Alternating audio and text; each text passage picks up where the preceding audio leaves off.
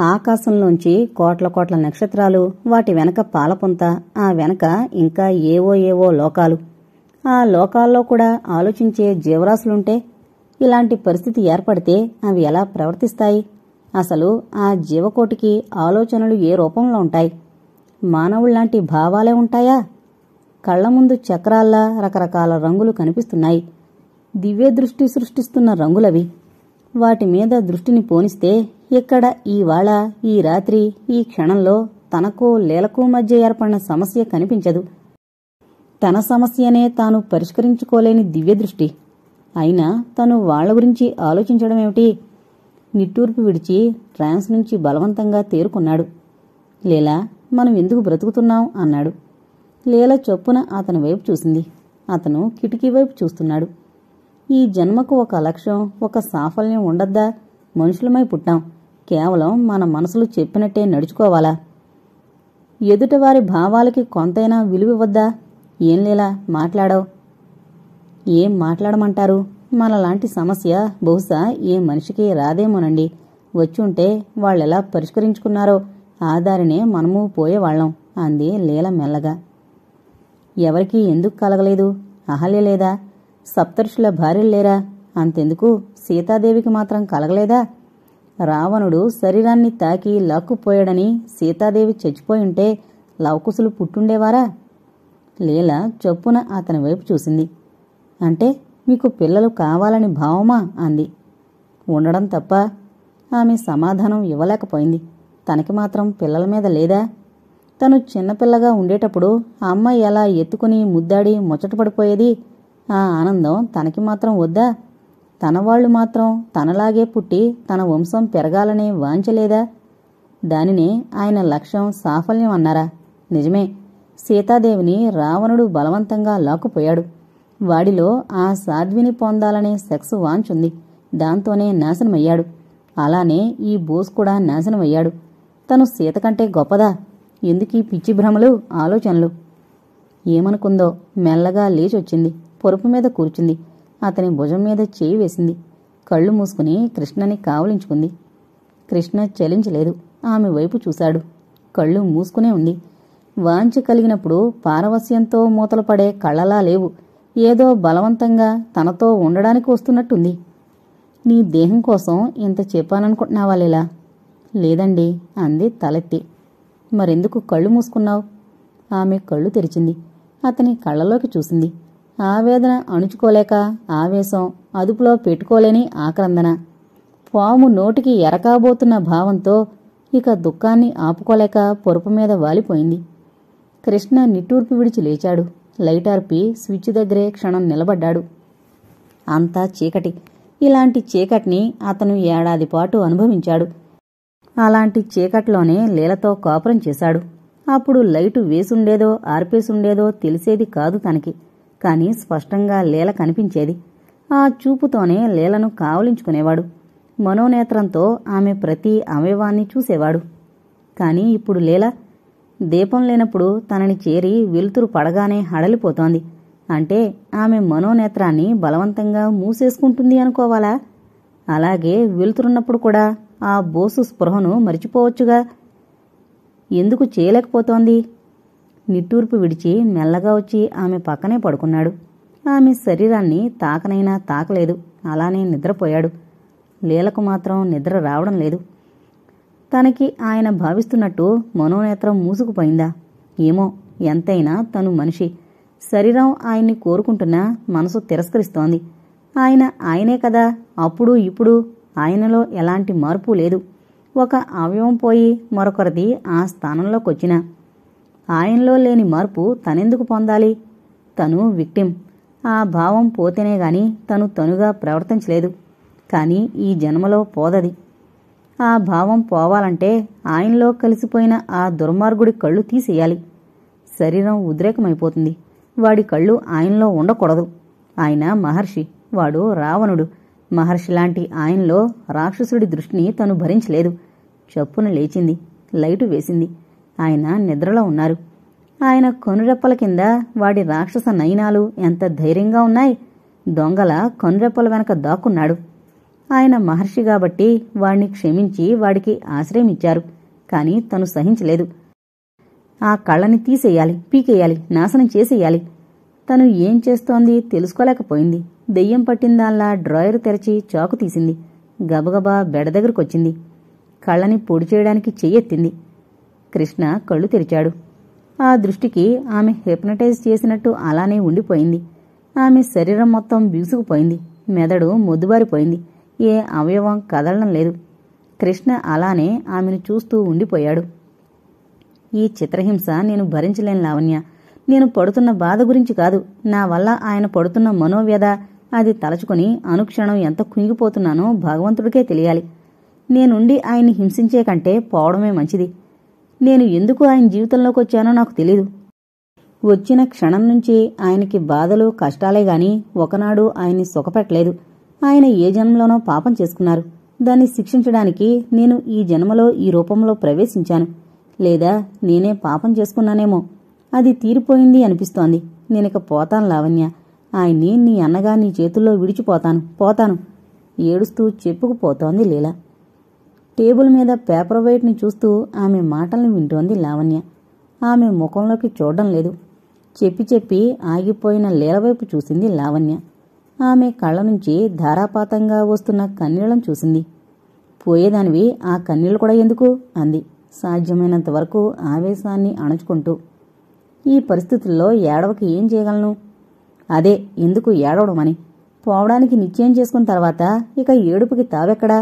అంటే ఆయన్ని విడిచిపోవడానికి నీకు మనస్కరించడం లేదన్న మాటే కదా అని లేచి ఆమె భుజం మీద చేయివేసి, చచ్చిపోవడమనేది నువ్వనుకున్నంత తేలిక విషయం కాదదినా. మనిషిగా బ్రతుకున్నంతసేపు నువ్వు ఇష్టమున్నా లేకపోయినా నీ మనసు చెప్పినట్టు వినాల్సిందే. నీకు అతీంద్రియమైన శక్తులున్నాయి. అయినా మనసు కల్పిస్తున్న భయానికి, మనోవ్యాకులతకు, భ్రమలకు నువ్వెందుకు లొంగిపోతున్నావు? నీకు మామూలు మనుషులకు లేనంత ఆత్మ నిగ్రహం ఉందదినా. దాంతో మనసుని అదుపులో పెట్టుకో.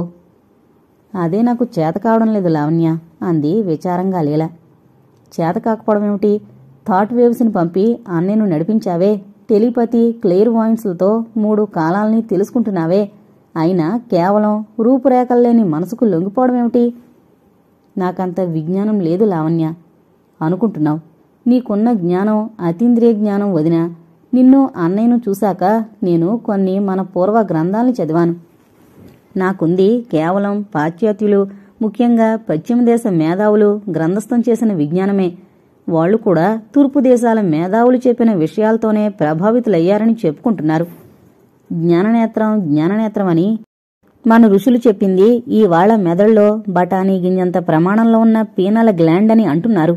అనంత విశ్వం నుంచొచ్చే కాస్మిక్ కిరణాల్ని రెగ్యులేట్ చేసేది ఈ గ్రంథే అంటున్నారు. కాస్మిక్ కిరణాల్ని రెగ్యులేట్ చేయగలిగిన ఈ గ్రంథి వల్లే అతీంద్రియ జ్ఞానం సంభవిస్తుంది అంటున్నారు కొందరు. భగవద్గీతలో ఉండే ఒక శ్లోకం చదివి నిజంగా ఆశ్చర్యపోయాను. శ్లోకం గుర్తులేదు, భావం చెప్తున్నా. అసక్తతకు ఉనికి లేదు, సత్వస్తువునకు వినాశనము లేదు. ఈ రెండింటి యొక్క తుది స్వరూపాన్ని తత్వవేత్తలు చూశారు. సత్ అంటే భూత, భవిష్యత్, వర్తమాన కాలం. అసత్ అంటే 3 కాలాల్లో లేనిది, మళ్లీ అన్నట్లు తోచేది అని లావణ్య అంటూ ఉండగా లీల శ్లోకం చెప్పింది. నాసతో విద్యతే భావో నా భావో విద్యతే సతః ఉభయోరపి దృన్నో నస్త్వ నయోస్తత్వ దర్శికిహి అంది లీల. లావణ్య చిరునవ్వు నవ్వింది. అర్థం చెప్పగానే శ్లోకాన్ని చెప్పగలిగిన జ్ఞానివి నువ్వు, విజ్ఞానం లేదంటావేం వదినా? నేను భగవద్గీతను ఒకేసారి చదివాను. అయినా నీకు గుర్తుండిపోయింది. అదే నీ భయానికి, భ్రాంతికి కూడా కారణమవుతుందేమో మరి అనుకొని ఇవాళ పశ్చిమ దేశస్థులైన శాస్త్రజ్ఞులు, మనస్తత్వ శాస్త్రవేత్తలు కాని, పదార్థ విజ్ఞాన శాస్త్రవేత్తలు కాని, జీవ శాస్త్రజ్ఞులు కాని అంతా ఒకే రకంగా ఒకే విషయాన్ని చెప్తున్నారు. మనసు, ఆత్మ, పరమాత్మ అని గీతలో ఏనాడో చెప్పిందాన్ని వాళ్ళిప్పుడు మైండ్ కాన్షియస్నెస్, సూపర్ కాన్షియస్నెస్ అని ప్రయోగాలతో నిరూపిస్తున్నారు. మైండ్, మనసు శరీరానికి సంబంధించింది. శరీరం నశించగానే, అంటే మనిషి చచ్చిపోగానే దాంతోబాటే మనసు పోతుంది. కాని శరీరానికి శక్తినిచ్చేదేమిటి? ఈ శరీర ధారణకు పూర్వం మనం నిత్యాత్మ స్వరూపంగా ఉన్నాం అని గీతలో ఉంది. అంటే ఆ శక్తి కాస్మిక్ శక్తి, అదే కాన్షియస్నెస్. మరి కాన్షియస్నెస్ ఎక్కడి నుంచి వచ్చింది, ఎక్కడికి వెళుతుంది అంటే పరమాత్మలో కలిసిపోతుంది. మళ్ళీ అక్కడి నుంచే తిరిగి రావచ్చు. మన ఆధ్యాత్మిక గ్రంథాలు ఆ శక్తిని పరమాత్మ అంటుంటే శాస్త్రజ్ఞులు సూపర్ కాన్షియస్నెస్ అంటున్నారు. అలాంటి సూపర్ కాన్షియస్నెస్ మామూలు మానవులకు ఉండదు. నీలోనూ అన్నయ్యలోనూ ఉంది. అలాంటి పరమాత్ములైన మీరు కేవలం శరీరంతో బాటే నాశనమయ్యే మనసుకి భయభ్రాంతులు కావడం ఏమిటోదినా? లీల బలహీనంగా చిరునవ్వు నవ్వింది. నాకు ఆధ్యాత్మిక తత్వాన్ని బోధిస్తున్నావా లావణ్య? కాదొదినా, మన ఆధ్యాత్మిక తత్వాన్ని ఆధునిక శాస్త్ర విజ్ఞానము రుజువులు సాక్ష్యాలతో ఎలా వివరిస్తుందో చెప్తున్నా. ఇప్పుడు నీకు నీ అజ్ఞాన సమ్మోహనం తొలగిందా అని కృష్ణ పరమాత్మ అర్జునుణ్ణి అడిగినట్టు అడిగింది. లీల నవ్వేసింది. స్మృతిల్లబ్ధవా అంది. అంటే అంది లావణ్య అర్థం కాక. ఆత్మ విషయమగు స్మృతొచ్చింది. అయితే నడు, అన్నయ్య దురుతుడు కాడు, రాక్షసుడు కాడు, మహర్షి. ఆయనతో కలిసుండొదినా అంది ఆమెను లేపుతూ. లీల కదల్లేదు. కాని నాకు నష్టహ మోహకహ అంది నిర్లిప్తంగా. ఆ ఏడ్చేది తెలుగులో ఏడు, లేదా ఇంగ్లీష్లో ఏడు. సంస్కృతంలో ఏడిస్తే అర్థం కాక నేను ఏడుస్తున్నా. దాంతోబాటే నాకు నా మోహం కూడా తొలగిపోయింది లావణ్య అంది రెడ్డొచ్చి మొదలాడినట్టు. లావణ్య తలపట్టుకుని కూలబడిపోయింది. లీలలో మానవాతీత శక్తులున్నాయి. ఇన్స్టిట్యూషన్ ఉంది, సిక్స్త్ సెన్స్ ఉంది, టెలిపతి, క్లియర్ వాయిన్స్, భూతకాలం నుంచి తెలుసుకునే శక్తి ఉన్నాయి. అయితే ఇవన్నీ ఆమెలో కలగా పొలగం అయిపోయాయి. అందుకు ఒకటే కారణం అనిపిస్తోంది, ఆమె పెరిగి తిరిగిన వాతావరణం. తండ్రి ఎంత క్లబ్బుల్లో తిరిగినా, ఎంత లాయరైనా ఆయన సంస్కృతం చదివాడు. అతని పాండిత్యం ఆమెకు సహజంగానే అబ్బింది. తల్లికి దైవభక్తి, ఛాందస భావాలు. దైవభక్తి వల్ల ఆమెలో సహజంగా ఉన్న దివ్యదృష్టి పెరిగింది. ఛాందసం వల్ల భయం, మనోవ్యాకులత హెచ్చింది. కాలేజీ చదువు ఆమెకు ఆధునిక విజ్ఞానాన్నిచ్చింది. కాని ఆచరణలో పెట్టలేకపోయింది. ఇక్కడే ఆమెకు తెలియకుండానే ఆధ్యాత్మిక భావాలు పెరిగిపోయాయి. కృష్ణ ఉత్తరం రాసినా అందుకే సమాధానం ఇవ్వలేకపోయింది. రైలు ప్రమాదంలో కృష్ణ దైవికంగా ఆమె ప్రతి అవయవాన్ని తాకడంతో ఆ శరీరం ఆయనకే అంకితం చేయాలనుకుంది. ఆ ఆధ్యాత్మిక తత్వంలో ఈనాటి శాస్త్ర విజ్ఞానం కూడా ఉందని తెలుసుకుంటే మిస్సెస్ గ్యారెట్ అంత గొప్ప క్లియర్ వాయింట్ అయ్యుండేది. లేదా కనీసం మిస్సెస్ జీన్ డిక్షన్ లేదా మేడం డేవిడ్ నీల్ లాగానైనా అయ్యుండేది. కాని ఏమీ కాలేక కేవలం ఒక కృష్ణకు భార్య అయిన లీలగా మాత్రమే ఉండిపోయింది. ఆనాటి కృష్ణుడికి రుక్మిణి అర్ధాంగైనట్టే. కాని ఈ కృష్ణ అష్టభార్యల భర్త శ్రీకృష్ణుడు కాదు. ఒకవేళ అయినా ఇంద్రుడి భార్య సచీదేవిలా ఉండిపోయేదో, లేక సప్తర్షుల భార్యల మీద కన్నేసిన అగ్నిదేవుణ్ణి స్వాహాదేవి వాళ్ల రూపాలతో వచ్చి ఉండేదేమో. ఇంతలో ఫోన్ మోగింది. లావణ్య అందుకుంది. కృష్ణ గొంతుక గుర్తుపట్టింది. హలో అన్నయ్య, ఏంటి కదా అంది లావణ్య. లీలవైపు చూస్తూ మా కృష్ణన్నయ్య అంది. లీల కూడా అక్కడే ఉంది కదా? ఒక ముఖ్య విషయం. నేను 2 రోజుల పాటు ఆదిలాబాదు ప్రాంతానికి వెళుతున్నాను. మైన్స్ చూసి రావాలి. 2 రోజుల్లో వచ్చేస్తాను. నిజమేనా? లేక అప్పట్ల ఏ పోలీసు వాళ్లైనా లాక్కుపోతున్నారా? నోనో, అదేం కాదు. ఒక్కడనే వెళుతున్నాను. పోనీ లీలను కూడా తీసుకెళ్లకూడదు? అక్కడికా? అక్కడంతా అడవి, రాళ్లు, గుట్టలు. వద్దు. ఆ విషయం మరి వదినతోనే చెప్పు. రిసీవర్ అందుకుంది లీల. హలో అంది హుషారుగానే. నీకు రావాలనుందా అక్కడికి లీలా? అయినా పని మీద వెళుతున్నప్పుడు నేనెందుకు? అయితే లావణ్య ఇంట్లో ఉంటావా? అయితే లావణ్యనే మన ఇంటికి తీసుకెళ్ళు. రాత్రుళ్ళు మా ఆఫీసు ప్యూనొచ్చి పడుకుంటాడు. వద్దండి, మాకేం భయం లేదు. మీరిప్పుడు ఇంటికి రారా? ఎందుకు? బట్టలు తీసుకోరు? నేను ఇంటి దగ్గర నుంచే మాట్లాడుతున్నాను. 2 రోజులేగా, 2 జతలు మాత్రం తీసుకువెళుతున్నా. అలాగేనండి. మరి వెళ్ళిరానా? అంది. గుడ్ లక్, చీరియో లాంటి మాటలు అనకుండా. అయితే 2 దినాల్లో వస్తానన్న మనిషి వారం రోజులైనా రాలేదు, కబురూ లేదు. ఆమెకు పిచ్చెక్కినట్టుంది. వారం రోజులు ఎప్పుడూ ఆయన్ని విడిచేంతకాలం ఉండలేదు. ఆయన నిజానికి ఇక్కడ్నుంచి చాలా దూరంలో ఉన్నా దగ్గరే ఉన్నట్టుంది. అయినా ఇక్కడ లేరు అనే భావం వచ్చేసరికి ఏదో బాధ కలిగేది. వారం రోజులు ఎలా విడిచి ఉండగలిగింది? పోనీ తనే అక్కడికి వెళితే? ఆయన రమ్మన్నప్పుడు రాలేనని చెప్పి ఇప్పుడు దగ్గరకు వెళ్ళిపోవడానికి ఈ కంగారేమిటి? ఆ రాత్రంతా కలత నిద్రలోనే ఉంది. పక్కన బెడ్ మీద లావణ్య ఏదో పుస్తకం చదువుకుంటోంది. భగవద్గీతలా ఉంది. దానిలో భావం అర్థం కానప్పుడల్లా పుస్తకం గుండెల మీద పెట్టుకుని ఆలోచించేది. వేదాంతానికి, తను చదివిన శరీర శాస్త్రానికి ముడిపెట్టి ఆలోచించేది. ఆ చదివేది ఆమె కోసం కాదు, తన తత్వాన్ని అర్థం చేసుకునేందుకు లావణ్య ప్రయత్నిస్తోంది అనుకునేది లీల. ఎప్పుడు నిద్రపోయిందో తెలీదు. తెలతెలవారుతుండగా లీల ఉలిక్కిపడి లేచింది. ఏదో కల, ఆయనకేదో ప్రమాదం కలగబోతున్నట్టనిపించింది. అది ఎలాంటి ప్రమాదమో మాత్రం అర్థం కాలేదు. లీల పక్కకు చూసింది. లావణ్య గుండెల మీద పుస్తకం ఉంది. లీల మెల్లగా పుస్తకాన్ని తీసింది. లావణ్య ఉలిక్కిపడి లేచి పుస్తకాన్ని పట్టుకుంది. తనది అనుకున్న దాన్ని ఎవరో తీసుకుపోతున్నారు అనే భావంతో కళ్ళు తెరిచేసరికి లీల పక్కలో కూర్చునుంది. ముఖంలో భయం స్పష్టంగా కనిపిస్తోంది. ఏంటొదినా? లీల ఊపిరి బిగబట్టి ఒక్కసారిగా నిట్టూర్పు విడిచింది. మనం ఆయన దగ్గరకు ఇవాళ వెళదామా? ఏం? అంది లావణ్య. ఆయనకేదో ప్రమాదం రాబోతోంది. లావణ్య మెల్లగా లేచింది. ఎలాంటి ప్రమాదం? ఏమో తెలియడం లేదు. ప్రమాదం అనేది సింబాలిక్గా కనిపిస్తోంది. ఎప్పుడు రాబోతోంది ఆ ప్రమాదం? కాలం తెలియలేదు. 4th డైమెన్షన్ మిస్ అయిందన్నమాట అనుకుంది లావణ్య. అయితే బయలుదేరదామా? కంగారు లేదులే. అదేం? లీల క్షణం ఆలోచించి సరే వెళదాం అంది. అయితే ఒకసారి హాస్పిటల్కి వెళ్ళొచ్చైనా? లీల తలూపింది. లావణ్య హాస్పిటల్కి వెళ్లేసరికి ఒక సీరియస్ కేసు వచ్చింది. వెంటనే ఆపరేషన్ చేయకపోతే చాలా ప్రమాదం అనుకుంది లావణ్య.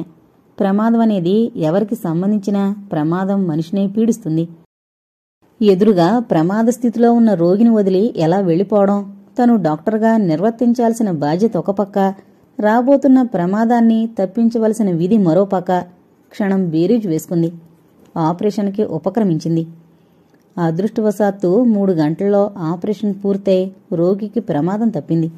వెంటనే లీల దగ్గరకొచ్చేసింది. క్షమించొదినా, ఒక సీరియస్ కేసు. పర్వాలేదు అంది లీల చిరునవ్వుతో. ముఖంలో ఏ కంగారు కనపడలేదు. అన్నయ్యకు ప్రమాద స్థితి అయితే ఈ క్లియర్ వాయింట్ ఇలా ఇంత తాపీగా ఉండలేదు. మేధస్సు అల్లకల్లోలమైపోతుంది. మనసు నిలబడదు. ధైర్యం వచ్చింది లావణ్యకు. నిట్టూర్పు విడిచింది. నడు బయలుదేరదాం.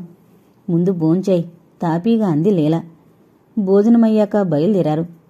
నీకో మంచి శుభవార్తొదినా అంది లావణ్య కారు నడుపుతూ. ఏంటి? ఇప్పుడు చెప్పను, అన్నయ్యతో కూడా కలిపి చెప్తాను. కారు స్పీడుగా పోతోంది. చీకటి పడిపోయింది. అసలే చలికాలం. వెళ్లేది కొండదారి. చుట్టూ దట్టమైన అరణ్యం. చలి వణికించేస్తోంది. కారు గ్లాస్ డోర్స్ అన్నీ మూసేశారు. ఇది ఫారెన్ కారా అంది లీల. ఆ. ఎయిర్ టైటా? ఆ అంది యథాలాపంగా. మళ్ళీ ఏదో గుర్తొచ్చి ఏం అలా అడుగుతున్నావు అంది లావణ్య. ఏం లేదు, ఊరికే అని పక్కనున్న కారు డోరు గ్లాసు కొద్దిగా దింపింది. లోపలికి రయ్యన చలిగాలి కొట్టింది. లీల మళ్లీ గ్లాస్ వేసేసింది. ఇలా 4-5 సార్లు చిన్నపిల్లలు కొత్త వస్తువుతో ఆడుకుంటున్నట్లు గ్లాసు దించడం ఎత్తడం చేస్తోంది. లావణ్య ఒక కంట కనిపెడుతూనే ఉంది. ఉక్కగా ఉందా? లేదు అంది లీల. కారు చాలా స్పీడ్గా అడవిదారమ్మట ఘాట్ రోడ్లో మెలికలు తిరుగుతూ పోతోంది. లీలా! లీల ఉలిక్కిపడింది. అది లావణ్య కంఠస్వరం కాదు, ఆయింది. లీలా! మళ్లీ కృష్ణస్వరం. లీల వెనక్కి చూసింది చప్పున. ఒక నిట్టూర్పు విడిచింది. ఇంకా దాదాపు 40 మైళ్ల దూరం ఉంది. ఆయనున్న చోటు ఈ స్పీడ్లో వెళితే 3/4 గంటలో చేరుకుంటారు. మరి కాస్త వేగం హెచ్చించు లావణ్య. లావణ్య ఉలిక్కిపడి పక్కన లీలవైపు చూసింది. ఏదో ఆలోచిస్తూ ఉంది లీల. అంటే ప్రమాదకాలం తెలుస్తోంది లీలకు అనుకుంది. ఆమెను మాట్లాడించకుండా యాక్సిలరేటర్ నొక్కింది. కారు కూడా చలికి స్పీడ్కి వణికిపోతున్నట్టు గెంతుకుంటూ పోతోంది. వర్కింగ్ స్పాట్ నుంచి కృష్ణ సాయంకాలమే గెస్ట్ హౌస్కొచ్చేసి భోంచేసి గదిలో పడుకున్నాడు. గెస్ట్ హౌస్ నౌకరు కృష్ణ భోంచేయడంతో ఎక్కడికో బయలుదేరాడు. ఆ ఎక్కడికో తెలుసుకున్న కృష్ణతో వచ్చిన ప్యూను నేను వస్తానయ్యా అన్నాడు. నేనెక్కడికి వెళ్లడం లేదు అన్నాడు నౌకర్. నాకు తెలుసులేవయ్యా, సొక్కేసుకోవడానికి వెళ్తున్నావులే. మరి అయ్యగారు నౌకర్ని ఈ అడవిలో వదిలేసెళ్తే బాగుంటుందా? ఆయన చదువుకుంటున్నారు. చదివేటప్పుడు ఎవర్ని పిలరో అని ప్యూన్ అంటుండగానే కృష్ణ రామయ్య అని పిలిచాడు. ప్యూన్ రామయ్య ఉలిక్కిపడి కృష్ణ దగ్గరికెళ్లాడు. కొంచెం కాఫీ తీసుకొస్తావా? రామయ్య తల గోక్కున్నాడు. కాఫీ పాలు సాయంకాలమే అయిపోయాయి. బాబయ్య, గ్యామంలోకెళ్ళి తెమ్మంటారా? ఆ అన్నాడు కృష్ణ. వాడు ఆనందంగానే వెళ్లి నౌకరుతో పాటు గ్రామానికి బయలుదేరాడు. గ్రామం సరిగ్గా అక్కడికి 4 మైళ్లు. సైకిల్ వేసుకుని బయలుదేరాడు. స్పీడు హెచ్చించు లావణ్య అంది లీల. లావణ్య మరికాస్త స్పీడు హెచ్చించింది. ఎందుకా కంగారుదినా, అక్కడ అన్నయ్యకు ప్రమాదంగాని అంటుండగానే లీల ఆమె నాపించి, ఏం లేదులే, నేను సుమంగళిగానే పోతానని నా జాతకంలో ఉంది. మనం ఇప్పుడెంత స్పీడ్లో వెళుతున్నామో తెలుసా? అక్కడ కృష్ణకు స్పీడుగా వస్తున్న ఒక వస్తువుకి ప్రమాదం రాబోతుంది అనిపించింది. ఉలిక్కిపడ్డాడు. క్షణం ఆలోచించాడు. ఎందుకంత స్పీడ్ లీలా అన్నాడు కలలో కలవరిస్తున్నట్టు. ఆ మాటకు ఉలిక్కిపడింది లీల కారులో. మీ దగ్గరకు త్వరగా వచ్చేయాలండి అంది. ఎవరి దగ్గరికి అంది లావణ్య పక్కకు చూసి. ఆయన దగ్గరికే అంది లీల. ఆయన అంటే దేవుడు అనే అర్థం కూడా ఉంది లీలా అనుకున్నాడు కృష్ణ.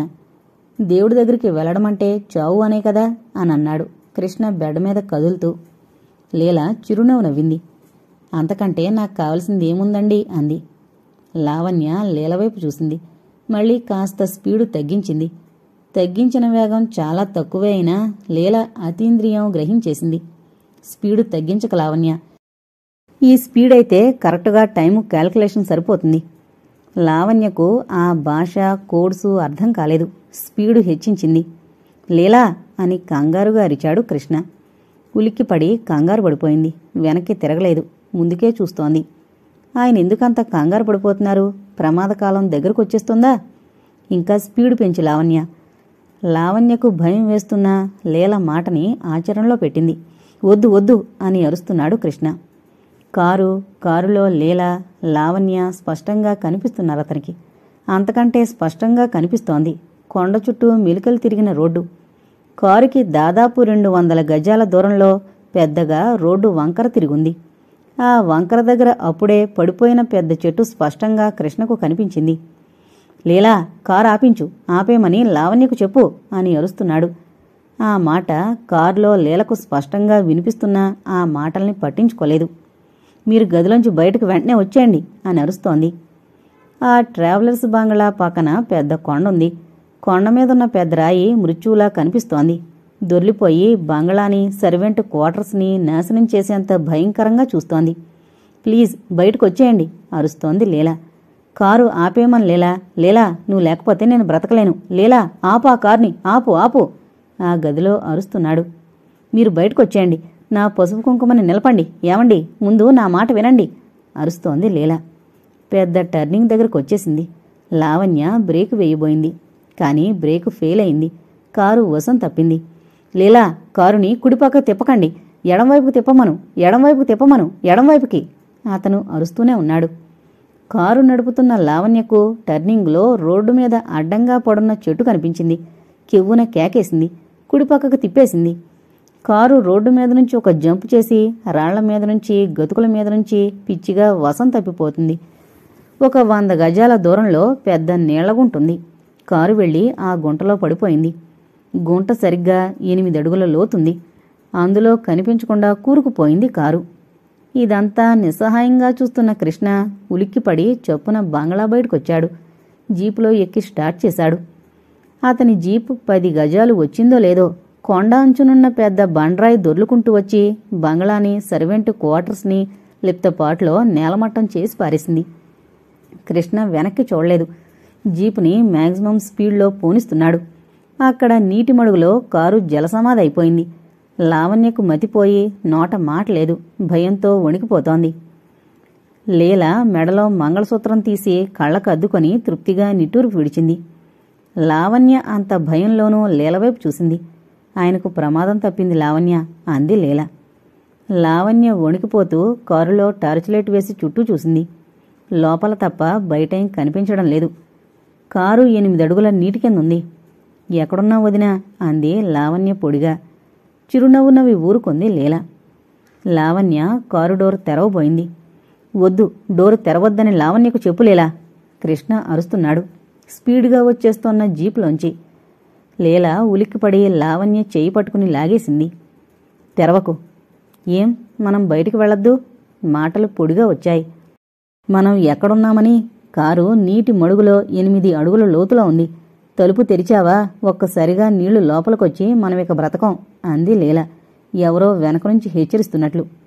లావణ్య హడలిపోయి లీలను కావలించుకుంది. నిలువెల్లా వణికిపోతోంది. మనం ఎలా బయటపడతాం అంది భయంగా.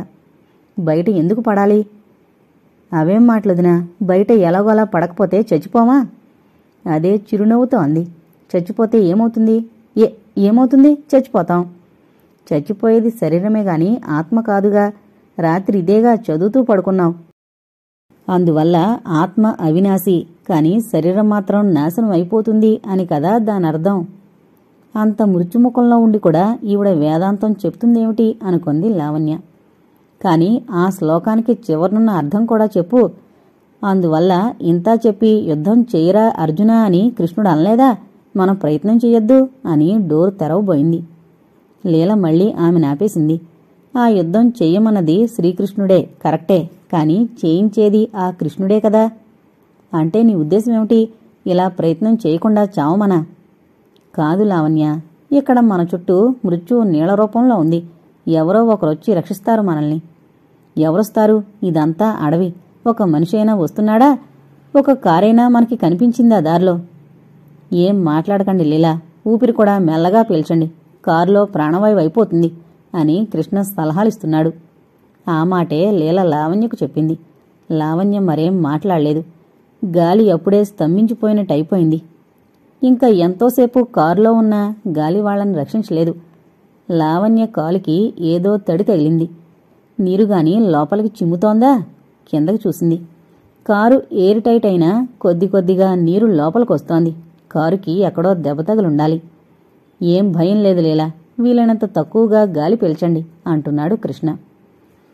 కృష్ణ జీపు రోడ్డుకి అడ్డంగా పడున్న చెట్టు దగ్గర సడన్ బ్రేక్తో ఆగింది. కృష్ణ టార్చ్ లైట్ తీసుకుని దూకాడు కిందకి. లైటు వెలుతురులో గబగబా నడిచి వెళుతున్నాడు. పరిగెత్తాడు. బోస్ కళ్ళు అతనికి దారి చూపిస్తున్నాయి. చివరికి నీళ్లమడుగు దగ్గరకొచ్చాడు. లైటు వేసి చూశాడు. నీళ్లు ఎంత ప్రశాంతంగా ఉన్నాయి. దానిలో 2 ప్రాణాల్ని నిలువున చంపి పారేస్తున్నా నీళ్లకేం జల్ లేదు. నీళ్లతో నిండిన ప్రాణులు మాత్రం లోపల మృత్యువుతో హోరాహోరీ పోరాడుతున్నాయి. లీలా అని గట్టిగా అరిచాడు. ఆ మాట లోపలికి వినిపించలేదు. దేహానికి సంబంధించిన నోరు అంత గట్టిగా అరిచినా అదే దేహానికి చెందిన లావణ్య లీలల చెవికి వినిపించలేదు. చిత్రం, అతీంద్రియ శక్తి మాత్రం లీలకు వినిపిస్తోంది. ఏమిటి దృష్టిశక్తి? మడుగు చుట్టూ కృష్ణ పిచ్చివాళ్లా తిరిగాడు.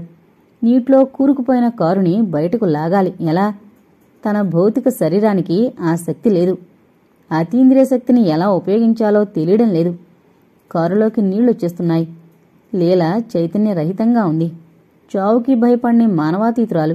కాని లావణ్య గాలి పీల్చలేక భగవంతుడిని తలుచుకుంటోంది.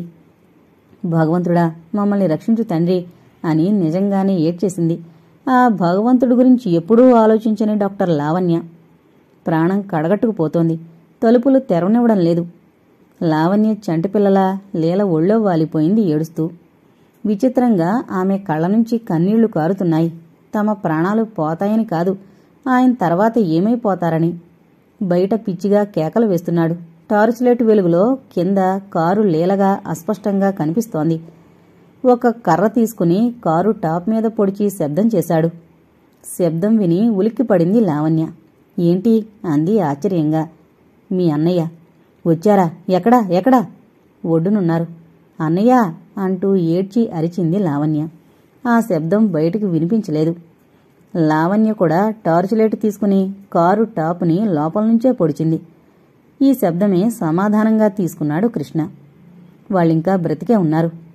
ఇది స్ట్రగుల్ ఫర్ ఎగ్జిస్టెన్స్ కాదు, స్ట్రగుల్ ఫర్ సర్వైవల్. కృష్ణ గబగబా తిరిగి రోడ్డు మీదకి పరుగునొచ్చాడు.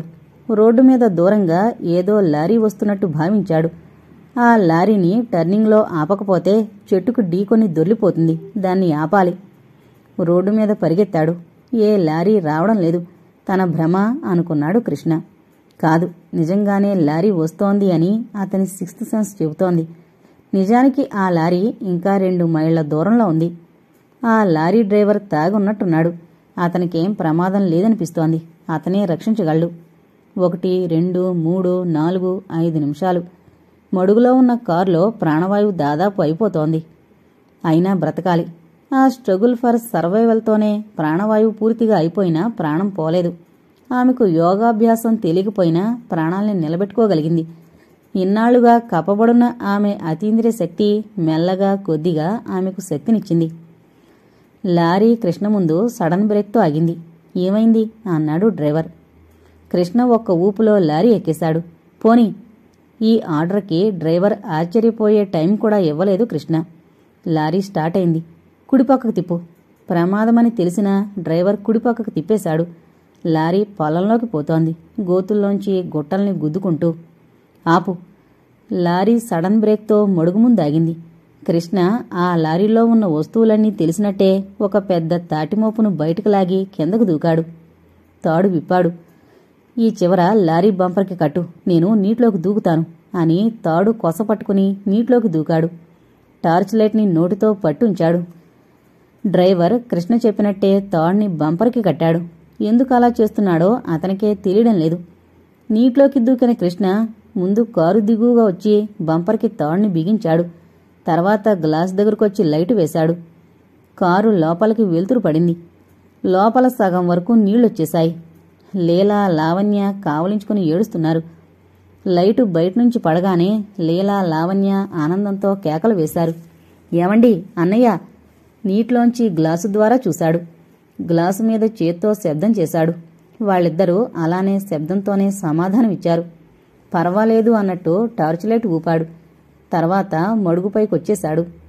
డ్రైవర్ని లారీ ఎక్కమన్నాడు. లారీ కాసేపు ఘేంకరించింది. మెల్లగా కదిలింది. తర్వాత మరికాస్త కదిలింది. టార్చ్ లైట్ వెలుగులో మడుగు కింద నుంచి ఎక్కడో పాతాళం నుంచి వస్తున్నట్టు నీటిని చీల్చుకుని కారు బయటకొస్తోంది. ఈ జలమాత ఇద్దరి ప్రాణులకు పునర్జన్మనిస్తోంది.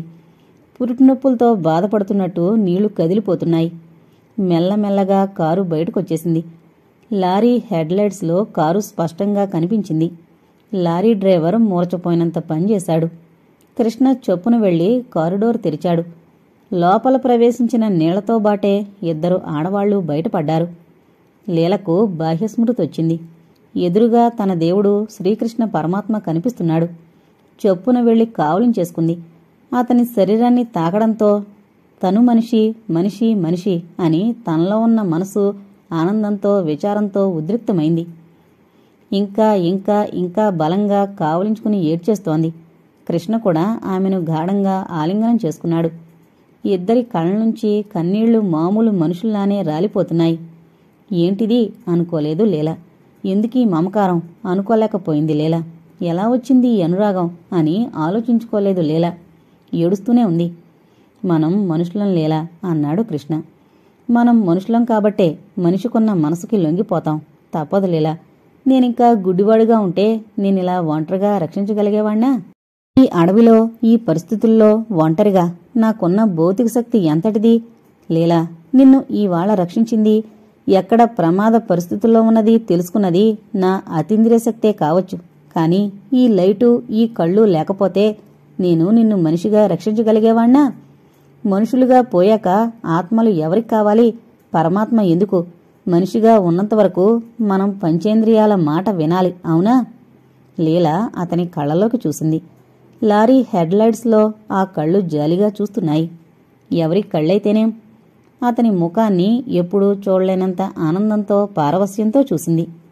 లావణ్య కృష్ణకు చొప్పున గుర్తుకొచ్చింది. బలహీనంగా కారుకి ఆనుకునుంది లావణ్య. కృష్ణ ఆమె దగ్గరకు వెళ్లాడు. ఆమె కిందకి జారిపోయింది. చొప్పున వెళ్లి పట్టుకున్నాడు. ఆమె చంటిపిల్లలా అతని మెడను కావలించుకుంది. కృష్ణకు ఆమెలో సుమిత్ర కనిపించింది. చెల్లాయ్ అంటూ కావలించుకున్నాడు. ఆమె వలవలా ఏడ్చేసింది. వదినకెలా ఉంది? బాగానే ఉంది. బలహీనంగా చిరునవ్వు నవ్వింది. చాలన్నయ్య, ఆమె బ్రతికితే నువ్వు బ్రతికినట్టే, నువ్వుంటే ఆమె కూడా ఉన్నట్టే అంటూ మెల్లగా సీటు మీదున్న బ్రీఫ్ కేస్ తీసింది. అందులోంచి కాగితాలు తీసింది. తడిసిపోయాయి కాగితాలన్నీ. వాటిని కృష్ణకు అందించింది. ఏంటమ్మా? నీ ఎయిర్ టికెట్, పాస్పోర్టు, వీసా.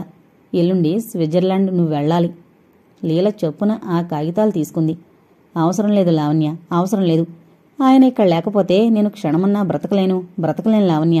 అంటూ కవరు కాగితాలు చించి పారేసింది. ఇంతటితో దృష్టి అనే నవల కంప్లీట్ అయిందండి. ఇక్కడ మన శ్రోతలందరికీ ఒక చిన్న విషయం చెప్పాలి. ఇందుట్లో బోస్ గురించి రచయిత గారు రాసిందంతా కూడా అతని సెక్స్ భావాల గురించి అంతా కూడా నేను చదవడం జరిగింది. నేను ఎక్కువగా అలాంటివన్నీ కూడా కట్ చేసి చదువుతాను. కానీ ఈ నవల్లో ఎందుకు చదవాల్సి వచ్చిందంటే, నేను కూడా ఒక పేరెంట్నే. మన తల్లిదండ్రులందరికీ మన పిల్లలు ఎంతో మంచిగా, మన పిల్లలు మంచివాళ్లే అన్నట్టు కనిపిస్తారు. కానీ పిల్లల్లో రకరకాల మానసిక భావాలు ఎలా పెంపొందుతాయి అనేది మన శ్రోతలందరికీ కూడా క్షుణ్ణంగా తెలియాలి అనే ఉద్దేశంతో నేను చదవడం జరిగింది. రైటర్ గారు ఇంకా కొంచెం విపులంగానే రాశారు. కానీ అదంతా చదవడానికి నాకు ఇబ్బంది అనిపించి కొంచెం కట్ చేసే చదివాను.